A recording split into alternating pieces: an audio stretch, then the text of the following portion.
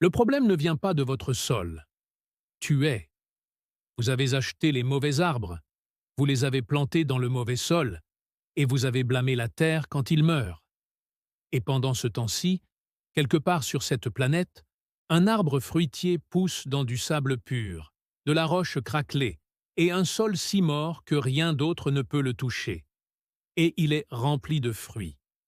Il en existe 20, et presque personne n'en plante. Non pas parce qu'ils sont difficiles à cultiver, parce que personne ne vous a dit qu'ils existaient jusqu'à présent. Si ce genre de connaissances en jardinage souterrain vous intéresse, assurez-vous d'être abonné. Vous ne voulez pas manquer la suite sur cette chaîne. Maintenant, comptons-les à rebours. En commençant par le numéro 20, guamille, également appelé épine de Madras. Vous n'en avez probablement jamais entendu parler, et c'est précisément là le problème. Le guamille est un arbre qui pousse là où la plupart des plantes refusent tout simplement d'essayer. En Inde, au Mexique et dans toute l'Asie du Sud-Est, on la trouve prospérant dans des sols tropicaux craquelés, secs et pauvres en nutriments qui réduiraient un manguier à une simple brindille en une saison. Sa résistance à la sécheresse est presque incroyable. Une fois en place, elle ne vous demande pas grand-chose. Un peu d'eau la première année, peut-être, et après ça, on pourrait s'en aller et revenir 2 ans plus tard pour la trouver chargée de fruits. Les gousses qu'elle produit sont torsadées et colorées, vertes, roses et blanches. Et à l'intérieur, il y a cette pulpe sucrée amère, semblable à du coton, qui enveloppe des graines noires. On le mange cru, ils en font des boissons, ils l'utilisent dans les encas locaux. Ce n'est pas un fruit que vous trouverez en épicerie, et c'est en partie ce qui le rend si précieux pour le jardinier amateur. Il tolère un mauvais drainage, l'argile dure, les sols sableux et les températures élevées sans presque aucun problème. Si vous vivez dans une région tropicale ou subtropicale, avec un sol pauvre et que vous ne cultivez pas de guil, vous laissez passer une opportunité en or, ou plutôt, vous la laissez dans la terre. Numéro 19, Chaar. Celle-ci provient d'Amérique du Sud, des maquis arides et balayés par les vents d'Argentine, du Chili et de Bolivie. Et cela vous apprend tout sur ce qu'un arbre fruitier peut réellement endurer. Le chaar pousse dans des conditions de sol parmi les plus hostiles que l'on puisse imaginer. Sableux, pauvre, stérile, alcalin, le genre de sol qui semble avoir abandonné depuis longtemps, et elle ne se contente pas de survivre là. Elle se propage. Il forme des bosquets denses. Elle produit des fruits chaque année, sans nécessité d'irrigation, d'engrais, ni aucun traitement particulier. Le fruit ressemble un peu à une petite olive, de couleur jaune dorée à rougeâtre à maturité, et sa pulpe est collante et sucrée, avec une saveur que l'on compare à un mélange de patates douces et de figues. Les communautés autochtones en consomment depuis des milliers d'années, en fabriquant une corde, qui est un sirop épais, et en utilisant également les gousses comme nourriture pour les animaux. Ce qui rend le pois chiche si particulier, au-delà de son goût, c'est son système racinaire. Comme les autres arbres fixateurs d'azote, il travaille avec le sol au lieu de l'appauvrir. En réalité, cela commence à améliorer le terrain environnant au fil du temps. On la plante dans un sol mort et quelques années plus tard, le sol est un peu moins mort. Ce n'est pas rien. C'est une transformation. Si vous vivez dans une région aride, au sol pauvre, et que vous recherchez un arbre qui vous apporte plus qu'il ne vous prend, celui-ci mérite d'être connu. Numéro 18. La lassura, également appelée prune assyrienne. Voici un arbre qui pousse depuis des milliers d'années au Moyen-Orient, en Asie du Sud et en Afrique du Nord. Et pourtant, la plupart des jardiniers occidentaux ne l'ont jamais rencontré. C'est dommage, car le lassora est l'un des arbres fruitiers les plus tolérants qui soit en ce qui concerne les conditions du sol. Elle pousse sans le moindre problème dans des environnements chauds, secs, sableux et pauvres en nutriments. Il tolère la sécheresse. Elle supporte la négligence et continue de produire. Le fruit est une petite boule collante, de couleur ambrée à brune. Et selon l'usage qu'on en fait, il peut être sucré à maturité ou acidulé et mucilagineux lorsqu'il est vert. Dans la cuisine sud-asiatique, il est utilisé dans les pickles, les chutneys et les currys, où cette texture gluante devient un atout et non un défaut. Mûr et frais, il possède une douce saveur sucrée agréable en soi. Ce qu'il faut comprendre à propos de la Syrah, c'est qu'elle a été construite pour résister aux épreuves. Elle s'est développée dans des régions où les précipitations sont rares et la fertilité des sols un luxe. Il n'a pas besoin d'être riche. Il n'a pas besoin d'être arrosé fréquemment. Ce dont elle a besoin, c'est de chaleur et de temps. Donnez-lui ces deux choses et il vous donnera des fruits année après année, même dans un sol qui écraserait la plupart des autres arbres. Numéro 17. Poire sauvage. Vous vous demandez peut-être, un couple sauvage? Pourquoi ne pas simplement faire pousser une paire normale? Et c'est une question légitime avec une réponse très claire.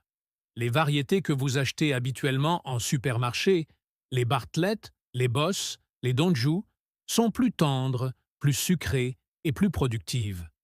Oui, mais cela a un coût. Ils ont besoin d'un sol convenable, d'un bon drainage et de conditions convenables. Le poirier sauvage, lui, ne le fait pas. Pyrrhus puriste est l'ancêtre de la plupart des cultivars de poires modernes. Elle vit depuis des milliers d'années dans les forêts et les maquis européens, poussant sur des coteaux rocheux, dans l'argile, sur des terrains lourds et dans des sols mal drainés qui feraient pourrir les racines d'un couple commercial greffé en une seule saison humide. Il est remarquablement froid, robuste, et il a une longue durée de vie. Certains poiriers sauvages d'Europe seraient âgés de plus de 100 ans. Le fruit est petit et granuleux, pas le genre de fruit qu'on croque et dont on tombe amoureux juste cueilli sur l'arbre. Mais là n'est pas la question. L'intérêt réside dans le fait que la poire sauvage est extraordinaire pour les confitures, les conserves et surtout le poiré, l'équivalent du cidre pour la poire, où ses tanins et acides élevés se transforment en quelque chose de complexe et de profondément savoureux. Et voici le plus surprenant. Le poirier sauvage est de plus en plus utilisé comme porte-greffe dans des sols difficiles, précisément en raison de la robustesse de son système racinaire. Vous ne plantez pas simplement un arbre, vous posez les fondations. Numéro 16, l'imprudent. S'il y a un arbre fruitier qui mérite une véritable renaissance, c'est bien le medlar. Cet arbre était cultivé dans toute l'Europe médiévale. Shakespeare l'a mentionné. C'était dans les jardins royaux. Et puis, d'une manière ou d'une autre, il a disparu de la carte, remplacé par des fruits plus sucrés, plus pratiques et plus faciles à comprendre. C'est d'autant plus regrettable que le mélèze est l'un des arbres les plus tolérants, les plus intéressants et les plus gratifiants que l'on puisse planter dans un jardin difficile. Le nèfle tolère les sols argileux, les sols calcaires, les sols mal drainés et même les conditions modérément acides ou alcalines. C'est une plante rustique et résistante au froid, qui survit sans problème dans les zones de rusticité USDA 5 à 9. De plus, elle souffre rarement des ravageurs et des maladies qui affectent les pommiers et les poiriers. Une fois bien implanté, c'est pratiquement un arbre qu'on installe et qu'on oublie. Ce fruit est particulier, et il est important de le savoir avant de le cueillir. Les fruits du nèfle doivent être saignés, c'est-à-dire qu'il faut les laisser mûrir partiellement, soit sur l'arbre après les premières gelées, soit hors de l'arbre dans un endroit frais pendant plusieurs semaines. Une fois saignée, la chair devient tendre, brune et crémeuse, avec une saveur complexe, pommes épicées, vin, sucre brun, une pointe de cannelle.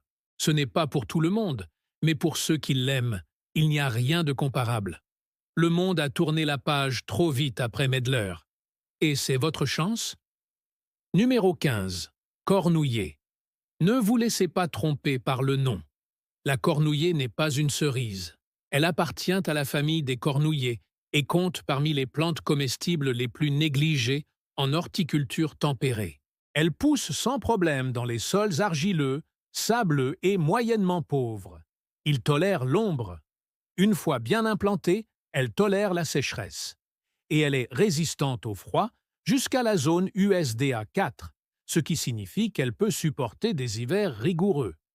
Le fruit est petit, ovale et d'un rouge vif, presque rubis, et il mûrit très tôt dans la saison, bien avant que la plupart des arbres fruitiers ne songent même à produire. Son goût est acidulé, complexe et incroyablement riche en vitamine C. Certaines études suggèrent que la cornouille contient beaucoup plus de vitamine C que les oranges. Il est utilisé depuis des siècles dans les cuisines d'Europe de l'Est et du Moyen-Orient pour confectionner des confitures, des jus, des conserves et une pâte de fruits acidulée traditionnelle extrêmement savoureuse. Voici pourquoi le cornouiller a sa place dans votre jardin, même avec un sol pauvre. Elle a évolué dans les forêts et les broussailles du sud de l'Europe et de l'Asie occidentale, où le sol est souvent rocailleux, mince et pauvre en nutriments. Elle n'a jamais eu besoin de conditions luxuriantes. Elle a prospéré sans eux. Et en tant que cultivateur amateur, cet historique est votre avantage. Plantez cet arbre et vous récolterez des fruits avant même que vos pommiers ne fleurissent. Ce genre de timing, cette production précoce en saison, est quelque chose que la plupart des jardiniers n'ont tout simplement pas. Numéro 14, Aronia, également appelée baie de chokeberry. Voici une plante qui prospère véritablement là où d'autres arbres fruitiers périclitent. L'Aronia est originaire des zones humides et des forêts tourbeuses d'Amérique du Nord, ce qui signifie qu'elle ne se contente pas de tolérer les sols argileux humides et mal drainés. En fait, il préfère ça.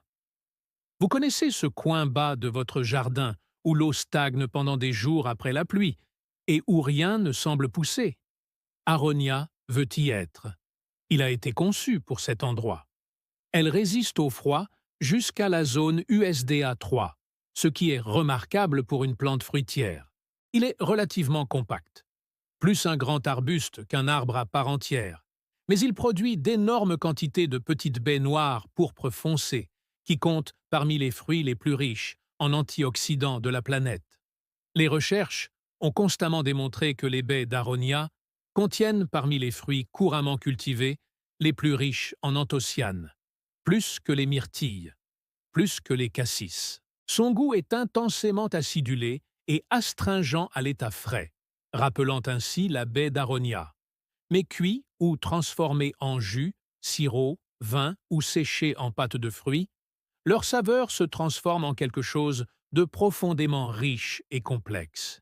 Si votre jardin est composé d'un sol argileux lourd, d'un mauvais drainage et d'une zone humide problématique, l'Aronia n'est pas qu'une simple solution, c'est un cadeau. Numéro 13, Grumachama. La plupart des gens n'ont jamais goûté de Gumachama, et cela seul devrait vous indiquer à quel point ce fruit est sous-estimé. Originaire de la côte atlantique du Brésil, ce membre de la famille des Eugenia, dont les proches parents incluent la cerise de Suriname et la patanga, produit de petits fruits ronds et brillants qui varient du rouge foncé au presque noir à pleine maturité. La saveur est exceptionnelle. Douce, légèrement acidulée, avec une riche saveur de cerise qui donne envie d'en reprendre une avant même d'avoir fini la première. Le Grumichama pousse dans des sols pauvres en nutriments dans son habitat naturel. La forêt atlantique du Brésil n'est pas connue pour ses terres agricoles riches et limoneuses.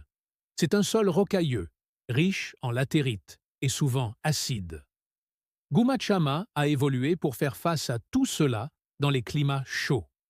Zone USDA 9B à 111. C'est un arbre exceptionnellement facile d'entretien qui récompense les patients avec certains des petits fruits les plus savoureux que vous ayez jamais goûtés. Il met plus de temps à s'implanter que certains autres arbres de cette liste, mais une fois bien installé, il est d'une productivité fiable et d'une beauté véritable. Feuilles luisantes, fleurs blanches et ses baies sombres comme des joyaux. Si vous vivez dans une région au climat subtropical et qu'on vous a dit que votre sol est trop pauvre pour les arbres fruitiers, Gumachama est prêt à vous prouver le contraire. Numéro 12. Chai. Également appelé baie de melon mandarine. Il s'agit peut-être de l'arbre fruitier le moins planté de tout le monde tempéré. Et plus vous en apprendrez, plus vous serez frustré. Qu'il ait fallu autant de temps pour le découvrir. Le chai est une plante apparentée à la mûre, originaire d'Asie orientale. Elle combine une grande résistance au froid, tolérant des températures jusqu'à la zone USDA 5, avec une tolérance exceptionnelle à la sécheresse et la capacité de pousser dans des sols pauvres, bien drainés, voire rocailleux, où un mûrier aurait du mal à survivre. Le fruit ressemble à une grosse mûre, ronde, rouge foncé à marron, mais sa saveur est différente. C'est plus sucré, plus doux, avec un goût de figue très agréable. Sa texture est douce, sans être pâteuse. Ce n'est pas un fruit qui se transporte bien, ce qui explique probablement pourquoi vous ne l'avez jamais vu sur les marchés, mais c'est l'avantage du cultivateur amateur. Vous pouvez le déguster à pleine maturité, directement cueilli sur l'arbre. Les arbres chi sont également particulièrement résistants aux parasites et aux maladies. Ils n'ont pas besoin d'être pulvérisés. Ils n'ont pas besoin de sol riche. Ils n'ont pas besoin d'être beaucoup taillés. Une fois bien installés dans un endroit ensoleillé et bien drainé, elles se débrouillent en grande partie seules. Cet arbre est épineux, surtout lorsqu'il est jeune. Son emplacement est donc important. Mais au-delà de ça, c'est l'un des arbres fruitiers inhabituels les plus faciles à cultiver.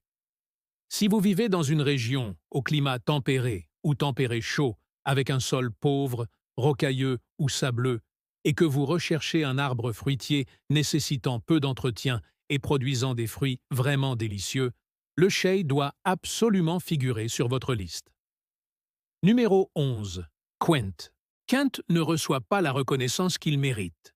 La plupart des gens le connaissent vaguement. Ils ont peut-être vu de la pâte Quint dans une fromagerie, mais très peu de gens la cultivent. Et c'est une véritable occasion manquée, car le quint est l'un des fruits de palmier les plus adaptables qui soient. Contrairement aux pommiers et aux poiriers, qui préfèrent un sol bien drainé et modérément fertile, et Quintus supporte bien mieux que ses congénères les sols argileux lourds, les terrains mal drainés et les sols peu fertiles. Elle résiste au froid jusqu'à la zone USDA 5 et, dans un climat approprié, elle est presque sans effort productive. Le fruit est gros, jaune doré et intensément aromatique. Sorac, si tu n'as jamais tenu une quintuple mûre entre tes mains et senti son parfum, tu passes à côté d'un des plus beaux parfums du monde fruité. Brut. C'est amer et dur, presque immangeable. Mais une fois cuit, c'est là que la magie opère. La quinte prend une couleur rose foncé ou rouge rubis à la cuisson et sa saveur se transforme en quelque chose d'extraordinaire, floral, riche et sucré comme le miel, avec une profondeur que les pommes et les poires n'ont tout simplement pas gelée de quin poché, quinte au vin rouge. Ce sont des expériences, pas seulement des recettes. C'est également un arbre d'importance historique. La variété Quinte était cultivée bien avant que la pomme ne soit largement cultivée en Europe. C'est très ancien, c'est prouvé, et elle prospère discrètement depuis des milliers d'années dans des sols difficiles, attendant que d'autres jardiniers la redécouvrent. Numéro 10, la goyave ananas, également appelée fadjoa. Nous entrons maintenant dans le top 10, et celui-ci est un favori personnel de nombreux paysagistes comestibles expérimentés. Et pour cause. Le goyavier ananas est le genre d'arbre fruitier qui semble presque trop beau pour être vrai. Il s'adapte facilement au sol sableux, pauvre et bien drainé. Une fois bien implantée, elle résiste à la sécheresse. Elle tolère les embruns salés, ce qui la rend viable près des zones côtières. Il est froid, rustique jusqu'à la zone USDA 8 et certains spécimens ont survécu à de légères gelées en zone 7B avec protection. La saveur du fruit est vraiment unique, un mélange de goyave, d'ananas et de menthe avec une texture intérieure légèrement granuleuse et crémeuse. La peau est comestible, mais légèrement amère. La plupart des gens enlèvent la chair. Et voici quelque chose que tout le monde ne sait pas. Les fleurs sont également comestibles, avec des pétales charnus et sucrés que l'on peut manger directement sur l'arbre. Le goyavier ananas est également une belle plante ornementale. Feuilles vert argentées avec des fleurs blanches et cramoisies qui semblent presque ornementales. Vous pourriez le planter en bordure et vos voisins ne devineraient jamais que c'est un arbre fruitier. Cette double fonction, comestible et esthétique, la rend extrêmement précieuse dans un jardin où l'espace et l'esthétique comptent tous deux. Dans les régions où il peut être cultivé, sa plantation est scandaleusement insuffisante. Si votre sol est sableux ou pauvre et que vous ne cultivez pas de goyavier du Japon, commencez à vous renseigner dès aujourd'hui. Numéro 9. L'argousier. L'aubépine maritime est peut-être la plante la plus utile et la plus efficace de toute cette liste. Elle ne se contente pas de survivre dans des sols pauvres. Elle la colonise. Elle fixe l'azote, ce qui signifie que son système racinaire travaille avec des bactéries pour extraire l'azote de l'air et le déposer dans le sol, améliorant ainsi activement la fertilité du sol au fil du temps. Ce fut l'une des premières plantes à recoloniser les terres dévastées et dénudées autour de Tchernobyl. Il stabilise les flancs de collines érodées. Elle pousse dans le sable pur, dans les sols côtiers salés, dans les sols appauvris en nutriments qui tueraient presque n'importe quoi d'autre. Et ensuite, il produit des fruits. Les baies sont petites, d'un orange vif, et si densément regroupées sur les branches que toute la tige semble avoir été trempée dans de la peinture orange. La saveur est intensément acidulée, presque choquante, avec une note grasse complexe provenant de la forte teneur en acides gras oméga 7 présent dans les baies. Le profil nutritionnel est stupéfiant. Teneur massive en vitamine C, vitamine E, caroténoïdes et ces acides gras rares, de plus en plus prisés dans le milieu de la santé. L'huile de baie d'argousier se vend à des prix extraordinaires dans les secteurs des cosmétiques et des compléments alimentaires. Elle résiste au froid jusqu'en zone USDA 3. Elle pousse là où presque rien d'autre ne pousse, et elle vous offre un produit que le marché des aliments diététiques vend à prix d'or. Si vous avez un sol sableux, mort et catastrophique dans un climat froid, l'argousier n'est pas seulement une solution. Ce pourrait être la meilleure décision que vous puissiez prendre pour votre jardin. Numéro 8. La pomme cannelle, également appelée pomme cannelle. Si vous n'avez jamais croqué dans une pomme cannelle, vous passez à côté d'une des expériences fruitières les plus extraordinaires qu'un arbre puisse offrir. La chair est douce, crémeuse et intensément sucrée, comme si l'on mangeait une crème anglaise à la vanille qui aurait poussé sur un arbre. L'arôme est floral et riche. C'est un fruit qui attire l'attention. Et voici le plus étonnant. Le pommier cannelle pousse souvent à l'état sauvage dans des endroits négligés, rocailleux, sablonneux et pauvres en nutriments des régions tropicales et subtropicales. Ce n'est pas un arbre difficile à vivre. Dans les zones USDA 10 et 11, elle prospère avec un minimum d'intrants. Un sol pauvre, un arrosage limité et un minimum de soleil, voilà tout ce dont elle a vraiment besoin une fois bien implantée. Elle se naturalise souvent dans les zones perturbées, poussant sur des terrains vagues où personne ne l'a plantée intentionnellement. Si davantage de personnes ne cultivent pas de pommier cannelle dans les climats appropriés, c'est par manque de connaissances. Ils supposent que les fruits tropicaux exotiques nécessitent un entretien important. Non. Cet arbre a évolué dans les régions tropicales sèches d'Amérique centrale et des Caraïbes, où les sols sont minces et les précipitations imprévisibles. La difficulté est inscrite dans son ADN. Si vous vivez dans une région au climat chaud avec un sol pauvre, rocailleux ou sableux, le pommier cannelle est l'un des arbres les plus gratifiants que vous puissiez planter. L'investissement en temps et en espace porte ses fruits en termes de saveur. Une saveur que les fruits achetés en magasin ne peuvent tout simplement pas égaler. Numéro 7. Sapadilla. La sapadilla est un de ces fruits que ceux qui y ont goûté ne peuvent jamais vraiment oublier. Lorsque le fruit est parfaitement mûr, Sa saveur est profondément sucrée, avec un goût de caramel et de cassonade qui lui donne presque le goût d'une poire trempée dans de la mélasse. Il est doux, onctueux et sans aucune agressivité ni acidité. Pour les gourmands qui souhaitent cultiver leurs propres fruits, la sapadilla est un véritable rêve. Ce qui rend le sapadilla remarquable pour cette liste, c'est qu'il a évolué dans les plaines côtières du Mexique et d'Amérique centrale, des régions au sol sableux, rocailleux, souvent pauvres en nutriments et balayées par un fort vent salé venant de l'océan. Elle est extraordinairement tolérante au sel et à la sécheresse, et elle s'adapte aux sols pauvres, sableux ou rocailleux, sans presque aucun problème. Une fois bien implantée, une plantation de 10 arbres peut prendre quelques années et devenir un arbre productif, durable et nécessitant peu d'entretien dans les zones USDA 10 et 11. La patience qu'elle exige durant ces premières années en vaut largement la peine.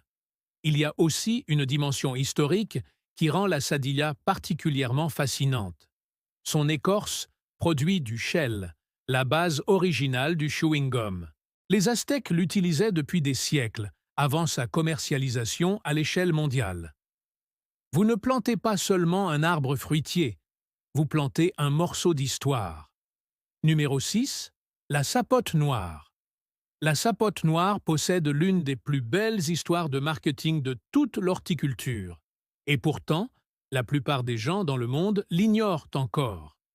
On l'appelle le fruit au pudding au chocolat, et ce n'est pas une exagération. À pleine maturité, vraiment à point, la chair devient brun foncé, presque noire, avec une texture et une saveur qui ressemblent véritablement à celle du pudding au chocolat. Mélangée avec un peu de lait et d'édulcorant, cela devient une boisson qui serait indiscernable d'un milkshake au chocolat lors d'une dégustation à l'aveugle. Diasporus deina est un parent du pimène et, comme ses proches parents, il est remarquablement tolérant aux conditions de culture difficiles. Il convient aux sols peu profonds, rocailleux, sableux ou pauvres des climats tropicaux et subtropicaux. Il pousse dans les zones USDA 10 à 12 et est plus résistant au froid que beaucoup d'autres fruits tropicaux, supportant de brèves baisses de température jusqu'à environ 2 degrés Celsius une fois à maturité. Ce n'est pas un arbre à croissance rapide. Il faut être patiente avec la sapote noire car elle met plusieurs années à arriver à maturité et le fruit doit être complètement mûr avant d'être consommable. Une sapote noire pas assez mûre est âcre et désagréable. Mais une pomme bien mûre, cueillie directement dans sa peau par une chaude après-midi. C'est l'une des expériences les plus mémorables que vous vivrez dans votre propre jardin. Numéro 5. La sapote blanche. Une famille différente, une saveur différente, mais la même volonté de se développer, là où d'autres ne le font pas. La sapote blanche est un fruit d'Amérique centrale, appartenant à la famille des agrumes, sans lien de parenté avec la sapote noire, malgré leur nom commun. Et il produit des fruits à la saveur onctueuse de crème anglaise vanillée, à mi-chemin entre la banane, la pêche et une saveur tout à fait unique. Sa texture est lisse et onctueuse. Le fruit est riche. Ce que la sapote blanche apporte au jardin est tout aussi impressionnant. Il s'adapte aux sols argileux, aux sols rocailleux et à une large gamme de niveaux de pH. Une fois bien implanté, il supporte assez bien la sécheresse et est plus tolérant au froid que la plupart des arbres fruitiers tropicaux, survivant à des températures descendant jusqu'à environ 22 degrés Fahrenheit, ce qui le place à portée des zones USDA 8B et 9 dans des endroits abrités. Il y a un avertissement à connaître. Les graines et la peau de la sapote blanche contiennent des composés sédatifs et ne doivent pas être consommés. On ne mange que la chair. Ceci est bien documenté et mérite d'être communiqué à tous ceux qui le cultivent, surtout en présence d'enfants. La chair elle-même, cependant, est parfaitement saine et vraiment délicieuse pour les jardiniers des régions tempérées chaudes, à subtropicales, avec des sols argileux ou rocailleux difficiles. Le sapotier blanc offre quelque chose que très peu d'autres arbres peuvent offrir. Une saveur exceptionnelle et une résistance exceptionnelle. Cette combinaison devrait la rendre bien plus populaire qu'elle ne l'est actuellement. Numéro 4. Le haricot glacé. Le nom à lui seul devrait suffire à attirer l'attention de n'importe qui. Bonbon glacé. Et ce nom est tout à fait approprié. La pulpe blanche et cotonneuse à l'intérieur des longues gousses a véritablement le goût de la glace à la vanille. Léger, doux, aérien, avec une saveur si agréable et si inattendue de la part d'un arbre qui ne demande presque rien à son sol, qu'il peut véritablement surprendre et ravir les gens. Mais au-delà de sa saveur, Lingua adulus est l'un des arbres fixateurs d'azote les plus remarquables du monde tropical et subtropical. Non seulement elle tolère les sols pauvres en nutriments, mais elle les réhabilite activement. Les racines travaillent de concert avec des bactéries fixatrices d'azote pour absorber l'azote atmosphérique et l'incorporer au sol, tandis que les feuilles tombent et se décomposent rapidement, enrichissant ainsi le sol en matière organique.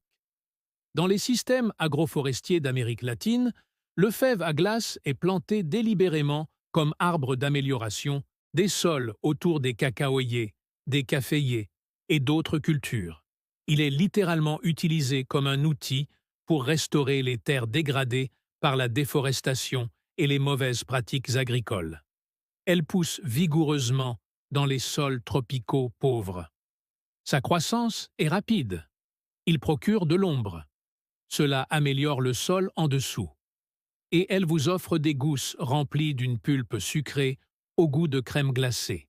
Dans les zones USDA 10 à 12, cet arbre devrait être présent sur chaque propriété, comportant une parcelle de sol tropical épuisée et appauvrie.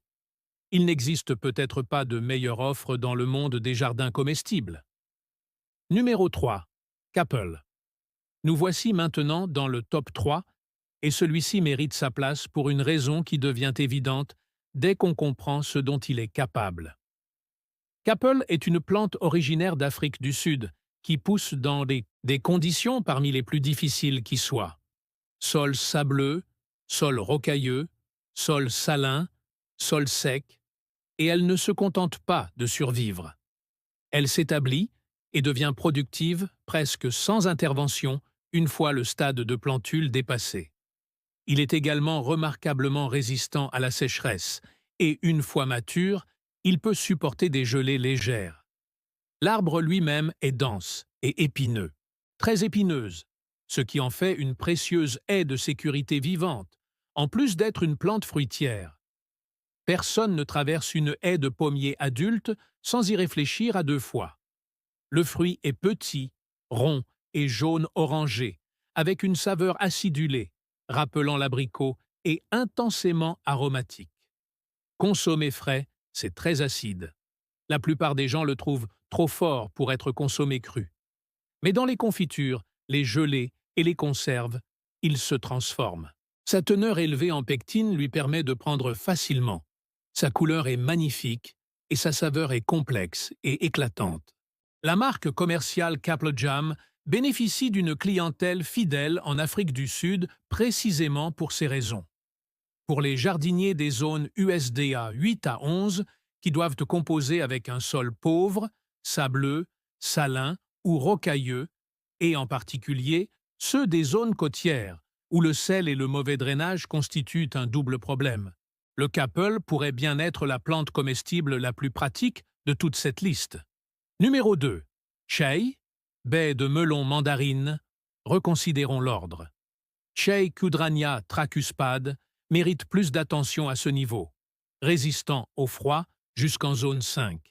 Tolérant à la sécheresse. Elle prospère dans les sols pauvres, rocailleux et bien drainés. Résistante aux maladies et aux parasites. Produite en abondance. Le fruit est sucré, comme une figue, et vraiment délicieux frais. Et pratiquement personne en Occident ne le cultive. Cette combinaison d'un statut méconnu et de performances authentiques dans des conditions difficiles en fait une plante de premier plan. Réfléchissez à ce que vous obtenez avec le chai. Un arbre qui ne demande presque rien à votre sol, ne vous cause aucune pression en matière de maladie, produit de grandes quantités de fruits sucrés en fin d'été et survit aux hivers froids. Cela tuerait la moitié des autres arbres de cette liste. Si vous avez un sol pauvre, rocailleux ou sableux, sous un climat tempéré et que vous souhaitez un rendement maximal pour un minimum d'effort, le chai a toute sa place dans votre jardin. Pas seulement sur une liste, mais bien sur votre terrain cette saison. Et numéro 1, la glace aux haricots, K, pomme, C, nerprin. En tête de cette liste, l'argousier est un arbre fruitier rare, qui incarne le mieux l'idée de prospérer dans un sol pauvre, tout en offrant en retour quelque chose d'exceptionnel. Voici pourquoi elle mérite la première place. Tous les autres arbres de cette liste tolèrent les sols pauvres. L'argousier la transforme. Il faut un sol complètement mort, compacté, sableux, salin, dépouillé de toute matière organique, et il entreprend année après année de le reconstruire grâce à la fixation de l'azote, à la litière de feuilles, au simple fait d'être vivant dans un endroit où rien d'autre ne peut aller. Cela marque le début du long travail de réhabilitation des sols. Et pendant ce temps-là, pendant qu'elle régénère votre sol, elle produit également l'un des petits fruits les plus riches en nutriments au monde. Des teneurs en vitamine C supérieures à celles de la plupart des agrumes, des acides gras oméga 7 rares, des caroténoïdes, de la vitamine E, des composés faisant l'objet de recherches actives pour leurs bienfaits potentiels sur la santé. Ces baies se vendent à prix d'or sur les marchés des produits diététiques et l'huile qu'on en tire est utilisée dans des produits de soins de la peau haut de gamme dans le monde entier. Il survit à 3 hivers dans la zone USDA. Il supporte le sel, il supporte le sable, il gère la négligence, il stabilise les pentes érodées, il nourrit les pollinisateurs au début du printemps. Et cela vous offre, à vous, le cultivateur, un ingrédient que la plupart des gens s'offrent à prix d'or sous forme de complément alimentaire. Si vous avez un lopin de terre qui vous semble désespéré, un coin de votre propriété où le sol est pauvre et où rien ne semble vouloir pousser, l'argousier n'est pas qu'un simple arbre fruitier. C'est le début de quelque chose de mieux. Et voilà, 20 arbres fruitiers rares, qu'il ne faut pas seulement trouver pour survivre dans des sols pauvres. Ils étaient faits pour ça. Des arbres qui nourrissent des populations sur 6 continents dans des conditions qui détruiraient les plantes de la plupart des jardineries. La question n'a jamais été de savoir si votre sol était suffisamment bon. La question était de savoir si vous saviez quels arbres choisir. Maintenant, vous le savez. Si cette vidéo vous a ouvert les yeux sur quelque chose de nouveau, si ne serait-ce qu'un seul arbre de cette liste vous intéresse, n'hésitez pas à vous abonner. Les informations diffusées sur cette chaîne sont très complètes, et vous ne voudrez pas manquer la prochaine vidéo. Et si vous connaissez un jardinier qui se bat contre son sol depuis des années, partagez ceci avec lui. C'est peut-être exactement ce dont ils ont besoin. Maintenant, allez-y. Choisissez un de ces arbres et commencez à le planter.